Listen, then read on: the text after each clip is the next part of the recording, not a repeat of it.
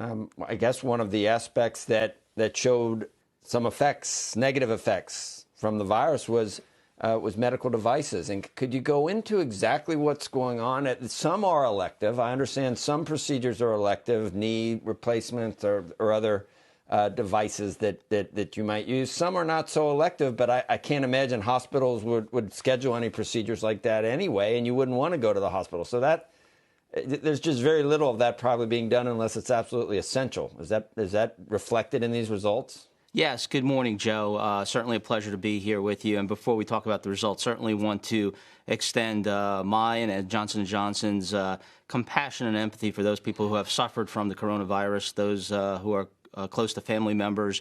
Our hearts and our thoughts certainly go out to those folks. But you're absolutely correct, Joe. What we're seeing specifically in the first quarter was we saw strength in our medical device business probably through January, early February.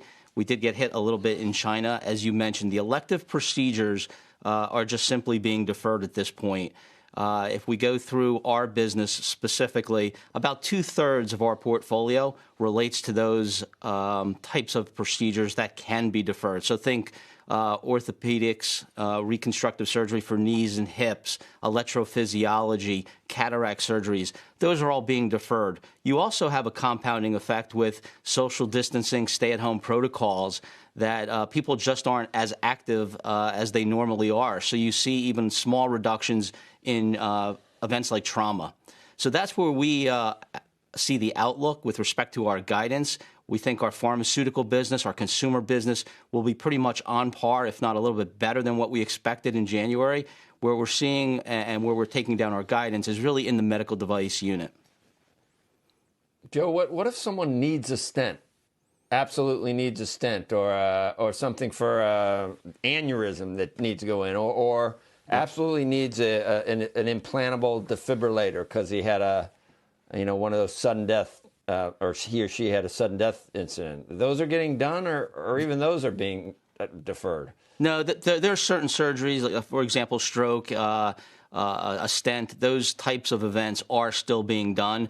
We've talked to a number of hospital CEOs, and where they're really seeing a lack of utilization is in their elective suites, if you will. So they're at about 25% of normal capacity. And that's really where we project kind of the downturn in medical devices, specifically in the second quarter. We've gone through extensive modeling, both from a top-down and bottoms-up approach, where we're looking at procedures. What do we expect based on what we saw in China, Japan, South Korea, and trying to extrapolate that, as well as the economic impact to people just having less insurance going forward in the short term here at least, and how that might translate into our full year results. Yeah. Meg, you're still with us? I'm still here, Joe. Thank you. And Joe, curious just if you could tell us about your comfort level even making a guidance prediction for this year. You know, our folks are saying maybe a lot of companies won't be comfortable even looking forward to the year ahead. So how come J&J felt like you could even make that kind of guidance? Yeah, it's a great question, Megan. Good morning. We have a really great lens to a broad base of healthcare, just given the businesses that we're in across really the entire spectrum. 70% of our business is non-medical device. And so we felt we had a responsibility to shareholders. We were encouraged by SEC Commissioner Clayton's request for companies to provide as much information and transparency as they could. And so we just thought we had a nice purview into that. We know that there's very broad ranges. We reflected that in our guidance, both on the top line with a wider range for revenue, as well as the bottom line with a wider range for EPS. So we think at this point in time, based on what we know today, we've taken into account the fluidity of the situation, but we also know that we've got pretty good modeling in place based on what's happened in earlier affected countries and some other analogs that we've done in addition to the multiple sources of information that are available to do this modeling. So we're in pretty good shape that way. Things will change. If we look at what we assumed in the second quarter for some of our major markets, we assumed anywhere from 65 to 85% decline in elective procedures. What we saw through the first week is closer to that 65%. So we'll see how that bears out, but we think we're in the ballpark with respect to our call on the medical device business. Hey, Joe, can I just ask you, in terms of what you saw with consumers really buying a lot of things from the consumer product side ahead of the COVID pandemic and ahead of the lockdown? I know I myself did the same thing. I was out buying Band-Aids, anything we might need, Neosporin, anything we might need over the coming month or two.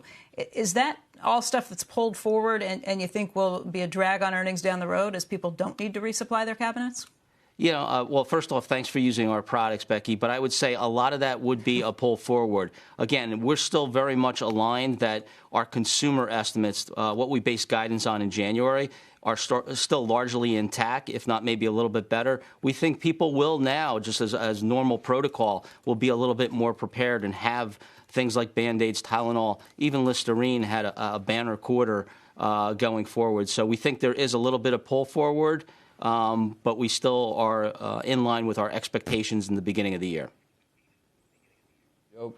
Consumers are pretty smart because I got the last Tylenol at Walgreens, and everything else was they had. This is 3-4 weeks ago, but I bought as much as I could. And I guess people knew that it appears to be better, I guess, with coronavirus in terms of I don't know. I don't even know whether the evidence is clear scientifically or whether it's just anecdotal. But I will say that, I'm a big cornstarch baby powder guy, and I did not, unfortunately, hoard quite enough of that. But I wanted to take a look at that chart that we have up. I wonder how many other companies are going to have a V recovery like that. I don't think that's going to be very common, but we talk constantly about V versus U versus L recoveries. That is a V recovery, and you are maybe just a couple of dollars shy of where you were before any of this happened. But I don't think that's going to be played out very, very often in the rest of the stocks that are going to or companies that are reporting in this quarter. Yeah, well, Joe, thanks for acknowledging that. I'm certainly not a stock picking expert, but what I will say is I think the market does see the strength of Johnson & Johnson. We will get through the pandemic as a society. We hope that Johnson & Johnson is certainly on the forefront. You've heard of some of our initiatives, whether it be vaccine development or just contributions to healthcare providers with personal protective equipment. The dividend this morning is a real good sign of the strength of the company. We're in great financial position. We think this could lend itself to some opportunity for us. If you look at our guidance, we think we've while we've taken it down, and that's certainly not something we enjoy doing, we've taken it down from a position of strength. We are not cutting research and development trials or programs that create access for healthy living. We are foregoing a divestiture gain because, quite frankly, the values that were available 8 weeks ago to the potential buyer's credit, they've come down in recent weeks, and we don't feel that we have to be a distressed seller. So we're making, I think, sound decisions. We've talked to many investors. They want us thinking about the long term, what's going to make the company successful 2, 5, 10 years out.